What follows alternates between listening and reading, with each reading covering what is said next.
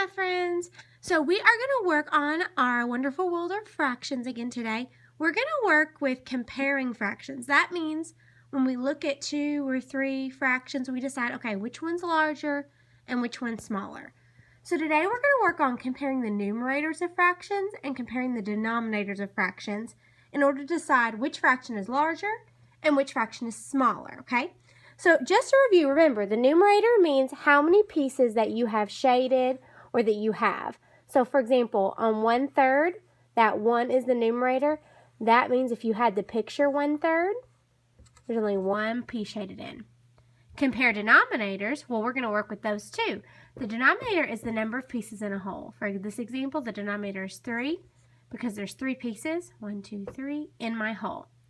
Okay, so let's just jump right in and start with an example. Let's go ahead and start with 1/3 and 3/3. Let's say your task is to compare these fractions and decide which one is larger and which one is smaller. Well, the first thing that you need to remember is the denominator. The denominator, this bottom number, tells you how large your piece is. This denominator tells me I'm working with thirds, and this tells me I'm working with thirds. So both of those are thirds pieces. Let me grab a third piece to remind you. This is what a third looks like. So this fraction says I only have 1/3. This fraction over here has 3/3.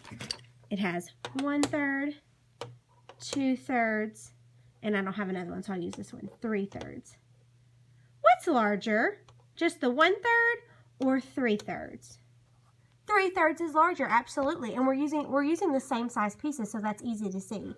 So you're going to say 1/3 is less than 3/3 because 1/3 is only 1 piece. That's a third. 3/3 is 3 pieces that are thirds. Okay, so you all just compared 1/3 and 3/3. All right, let's try another one.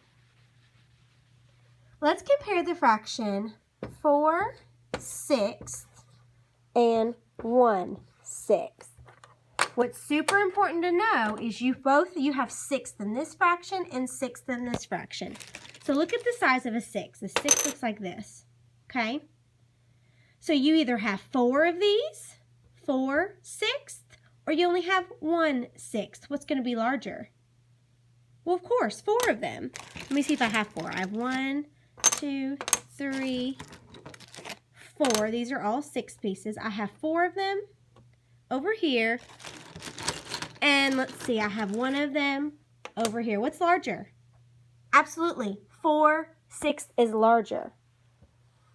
So I say 4/6 is greater than 1/6. Whenever you're looking at the large fraction, the open side is always to the large fraction. It's like the alligator eating the larger fraction. All right, let's try another one. Let's try 7/8 and 5/8. Okay, they both have the size eighths. So let me find an eighth. So what's going to be larger? 7 of these, 7/8, or only 5 of these? You already can tell in your head 7/8 is going to be larger than 5/8. All right, guys, so what we did today is we compared fractions, and we looked mainly at the numerators because, look, these denominators have been the same in all of them. All right, guys, you did a great job. I'm so proud of you.